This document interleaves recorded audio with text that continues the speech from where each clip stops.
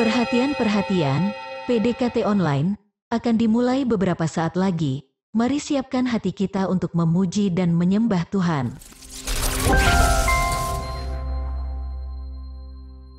Shalom, Sobat DC Ministry yang dikasihi oleh Tuhan. Puji syukur kepada Tuhan kalau kita ada sebagaimana hari ini kita ada, itu semua karena kebaikan Tuhan. Saya rindu dan terus berdoa biar setiap kita yang mendengar PDKT Online ini, dimanapun saudara berada, boleh menerima jamahan dan kasih setianya untuk selalu hidup dan berjalan sesuai dengan kehendak dan rencananya. Mari segenap kita yang rindu untuk masuk hadirat Tuhan lebih lagi, kita bersama bernyanyi, Bapa, Engkau sungguh baik.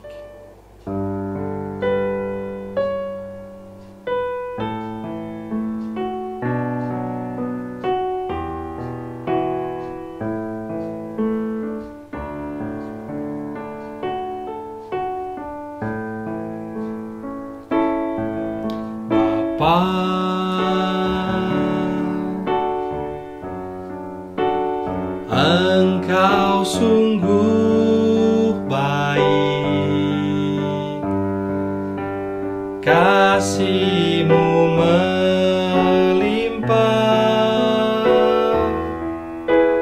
di hidupku.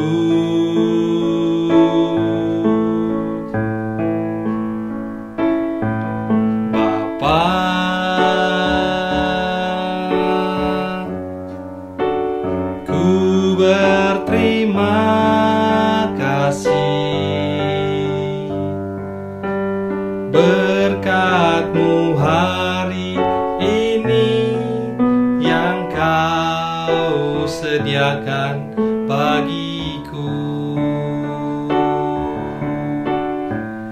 Ku naikkan syukurku buat hari yang Kau beri.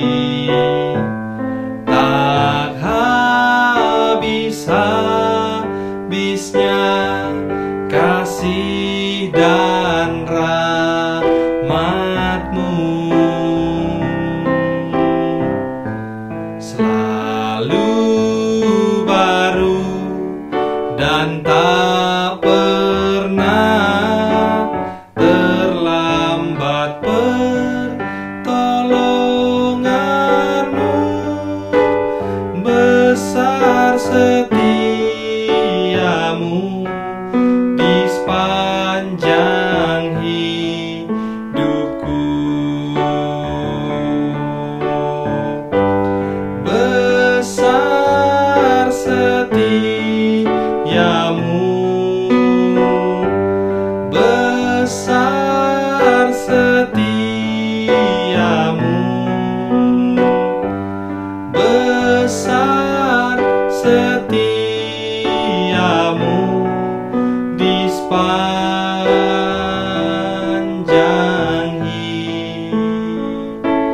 hidupku. Mari kita bersatu di dalam doa. Terima kasih ya Tuhan Yesus buat berkat dan kasih-Mu Tuhan yang melimpah dalam hidup kami Bapa. Terima kasih juga Tuhan buat segenap pertolongan Tuhan yang selalu baru dan tidak pernah terlambat bagi kami Bapa. Ya Tuhan Yesus, sebentar lagi kami akan memasuk hadirat-Mu lebih dalam lagi Bapa. Biarlah melalui setiap firman-Mu yang disampaikan Tuhan, boleh menjamah setiap hati daripada kami yang haus dan lapar akan Engkau. Sembunyikan hamba di balik salib-Mu Bapa. Di dalam nama Tuhan Yesus, mari sama-sama kita yang berdoa dan percaya katakan, Amin. Hari ini sharing firman yang akan saya bawakan berjudul Menang atas penolakan. Sobat DC Ministry yang dikasihi Tuhan, tentu tidak ada satupun dari kita yang senang ditolak. Apakah itu dalam urusan kuliah, karir, pertemanan, bahkan percintaan sekalipun, pasti kita akan selalu berusaha untuk menghindar dari rasa tertolak. Sekalipun demikian, mungkin tidak sedikit juga orang yang kerap kali atau sedikitnya pernah mengalami yang namanya penolakan. Bahkan beberapa kisah orang-orang sukses, di awal-awal perjuangan mereka, banyak sekali yang mengalami penolakan, bahkan sampai ribuan kali sebelum mereka berhasil seperti sekarang-sekarang ini. Rasa tertolak itu dapat muncul di saat seseorang terlalu menaruh ekspektasi terhadap apa yang diutarakan ataupun dilakukan. Nah, oleh sebab itu, apa yang mau kita sharingkan hari ini adalah tentang bagaimana kita bisa menang atas penolakan. Sehingga rasa tertolak ini tidak malahan membuat kita menjadi down atau bahkan menjadi depresi, tapi justru membuat kita bisa melihat kemuliaan Tuhan melalui proses demi proses yang kita hadapi. Janganlah terlalu menghiraukan perlakuan orang terhadap dirimu. Yang penting, kita cukup melakukan apa yang menjadi bagian kita. Sebab nasib kita tidak berada di tangan manusia, namun berada di tangan Tuhan. Janganlah kita terlalu khawatir apabila orang menolak bahkan sampai menganiaya kita. Selama Tuhan Yesus beserta, apapun masalah yang kita hadapi, pasti akan berujung kepada kemenangan. Amin. Sebelum kita lanjutkan, mari kita baca terlebih dahulu cerita Lea di dalam Kejadian 29 ayat 31-35, demikian firman Tuhan. Kita mulai dari ayat 31, ketika Tuhan melihat bahwa Lea tidak dicintai, dibukanyalah kandungannya tetapi Rahel mandul. Lea mengandung lalu melahirkan seorang anak laki-laki dan menamainya Ruben, sebab katanya, sesungguhnya Tuhan telah memperhatikan kesengsaraanku. Sekarang, tentulah aku akan dicintai oleh suamiku. Ayat 33, mengandung pulalah ia, lalu melahirkan seorang anak laki-laki, maka ia berkata, sesungguhnya Tuhan telah mendengar bahwa aku tidak dicintai, lalu diberikannya pula anak ini kepadaku. Maka ia menamai anak itu Simeon. Dan ayat 34, mengandung pula ia, lalu melahirkan seorang anak laki-laki. Maka ia berkata, sekali ini suamiku akan lebih erat kepadaku, karena aku telah melahirkan 3 anak laki-laki baginya. Itulah sebabnya ia menamai anak itu Lewi. Dan ayat 35, mengandung pula ia, lalu melahirkan seorang anak laki-laki. Maka ia berkata, sekali ini aku akan bersyukur kepada Tuhan. Itulah sebabnya ia menamai anak itu Yehuda. Dan sesudah itu ia tidak melahirkan lagi. Dari ayat 31 yang kita baca tadi diceritakan di sana bahwa Lea tidak dicintai oleh suaminya Yakub.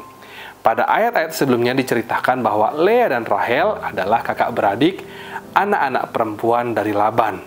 Pada awalnya, Yakub yang bekerja pada Laban berusaha untuk memperistri Rahel, adiknya Lea, dengan bekerja mengabdi pada Laban selama 7 tahun. Tetapi ternyata Laban mengingkari janjinya, malah memberikan Lea, karena ia menganggap Lea adalah kakak Rahel, dan di daerahnya tidak biasa apabila seorang adik melangkahi kakaknya. Sementara Yakub harus terlebih dahulu menggenapi 7 hari perkawinannya dengan Lea, barulah Rahel diberikan. Setelah kita mendengar kisah ini, di mana Lea tidak dicintai, tentu kita merasa kasihan dengan Lea. Selain sebagai istri Yakub yang pertama, dikala itu Lea juga sebenarnya dijodohkan, berada dalam situasi maupun posisi yang mungkin saja tidak bisa memilih. Sudah ia tidak bisa menikah dengan pria pilihannya, tidak dicintai lagi oleh suaminya Yakub. Dalam kondisi demikian, semestinya Lea nggak bahagia, bukan? Tetapi tunggu dulu. Di ayat 31 berkata, ketika Tuhan melihat Lea tidak dicintai oleh Yakub, malah dia yang dibuahkan kandungannya, sementara Rahel mandul. Dari sini kita melihat bahwa Tuhan itu memperhatikan setiap kita. Di saat kita berada dalam posisi yang tertolak, ataupun merasa didiskriminasi oleh orang lain, kurang lebih seperti yang Lea alami dalam kisah ini, maka di saat itu terjadi, yang harus kita lakukan adalah mencari Tuhan. So, apabila kamu mencari aku, kamu akan menemukan aku. Seperti firman Tuhan yang tertulis dalam Yeremia 29 ayat 13. Selanjutnya di ayat 32-35, Lea mulai melahirkan anak-anaknya dan mulai memberikan nama kepada setiap anaknya. Melalui setiap nama-nama yang Lea berikan kepada anaknya ini, nanti kita akan bisa melihat bagaimana seorang Lea dapat menang di saat mendapat penolakan dari suaminya Yakub. Dia menerima fakta bahwa ia tidak dicintai, namun Allah selalu menolong dan tidak pernah meninggalkan Lea. Dimulai dari anak yang pertama, yaitu Ruben, yang artinya Tuhan memperhatikan. Arti nama Ruben ini sekaligus menjadi poin pertama dari bagaimana caranya agar kita tetap bisa menang di saat mendapat penolakan. Poin pertama adalah tetaplah percaya bahwa Tuhan selalu memperhatikan kita. Melalui kelahiran Ruben ini, Lea berkata, selama Tuhan memperhatikan dia, maka itu sebenarnya sudah lebih daripada cukup. Selama kita benar di hadapan Tuhan, maka kita tidak perlu terlalu terpengaruh akan apa yang orang pikirkan tentang kita. Jadilah pribadi yang tetap rendah hati, mau menerima masukan dari orang lain, tapi tidak perlu stres, lalu kepikiran setiap kali dikomentari oleh orang lain. Jalanilah hidup sesuai dengan firman Tuhan, maka damai sejahtera akan tinggal di dalam hati kita. Selama Tuhan memperhatikan kita, maka tentunya hidup kita pun akan baik-baik saja. Lalu poin berikutnya diambil dari nama anak Lea yang kedua, yaitu Simeon, yang artinya Tuhan mendengar. Dari nama Simeon ini kita mengambil poin kedua, di saat kita mendapatkan penolakan, maka tetaplah percaya bahwa Tuhan mendengar doa dan seruan kita. Sekalipun saat melahirkan anak kedua, Yakub masih belum juga mencintai Lea, namun dengan keyakinan iman, Lea tetap percaya bahwa Tuhan mendengar doa-doanya. Mungkin di saat itu doa Lea belum terjawab, tetapi Lea tetap menjadikan Tuhan sebagai pribadi yang mengenal dan mengerti segala persoalan yang dihadapi. Demikian juga dengan kita, mungkin ada sebagian doa-doa kita yang belum terjawab sampai dengan saat ini. Hal ini bukan berarti Tuhan tidak mendengar doa-doa kita, namun Tuhan sedang mempersiapkan suatu waktu yang tepat di mana kita siap untuk menerima jawaban doa kita tersebut. Atau dengan kata lain, Tuhan itu tahu pasti apa yang terbaik bagi kita semua. Percaya saja, janganlah kita terlalu memikirkan perasaan kita yang sering kali menipu atau bahkan menuduh kita yang tidak-tidak, sehingga kita hilang rasa percaya kalau Tuhan itu mau mendengar kita dan doa-doa kita semua. Poin berikutnya atau poin ketiga diambil dari nama anak yang ketiga, yaitu Lewi, yang artinya saya berusaha. Poin ketiga ini kita ambil dari kisah Lea, bagaimana dia bersyukur untuk usaha yang telah dilakukannya atau dicapainya, namun tetap mengusahakan yang terbaik. Kali ini Lea berbangga dengan hasil usahanya sampai melahirkan anaknya yang ketiga ini.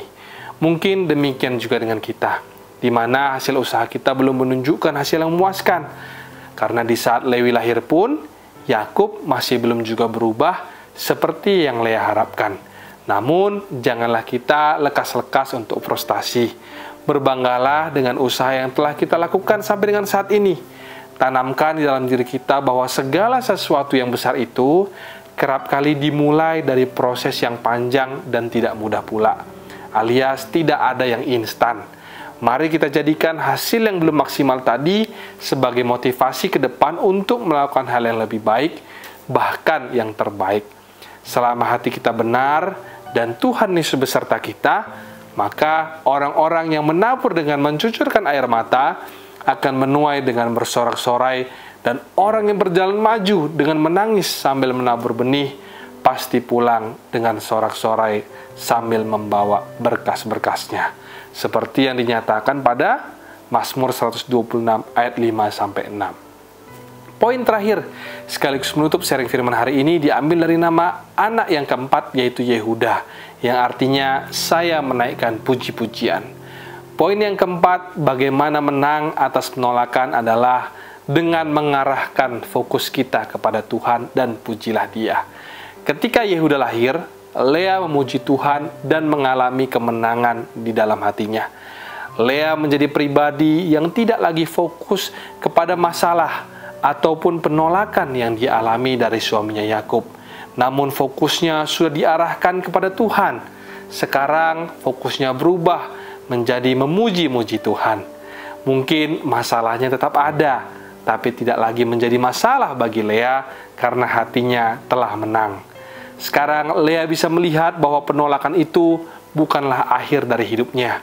Dan dia tahu bahwa kebahagiaannya tidak ditentukan oleh manusia, namun Tuhanlah sumber kebahagiaan yang sejati. Jadi dari sharing hari ini ada 4 poin bagaimana bisa menang atas penolakan. Yang pertama, tetaplah percaya bahwa Tuhan selalu memperhatikan kita. Yang kedua, tetaplah percaya bahwa Tuhan mendengar doa dan seruan kita. Poin yang ketiga, bersyukurlah untuk usaha yang telah kita capai, namun tetap usahakanlah yang terbaik. Dan poin yang keempat sekaligus menjadi poin yang terakhir adalah mengarahkan fokus kepada Tuhan dan pujilah Dia. Saya rindu sharing hari ini bisa memberikan kita sebuah kemenangan untuk mengatasi segala bentuk penolakan yang mungkin saja sedang atau pernah kita alami dalam hidup ini. Saya juga terlebih lagi rindu agar kita semua bisa melepaskan pengampunan dan tidak menyimpan kepahitan kepada siapapun yang pernah menolak kita. Demikian sharing firman Tuhan pada hari ini. Tuhan Yesus memberkati. Sebelum kita menutup perjumpaan kita pada hari ini, mari kita bersama bernyanyi lagu Lekat Dalam Hatimu.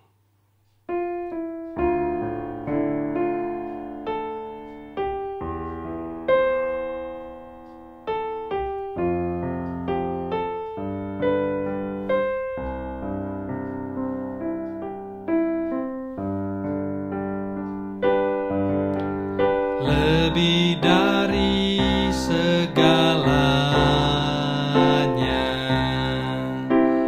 ku berharap padamu.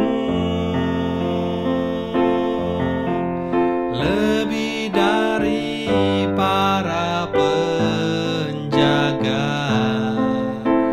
mengharap fajar pagi. Begitu rindu hatiku berada dekatmu. Alangkah dalam kasih-Mu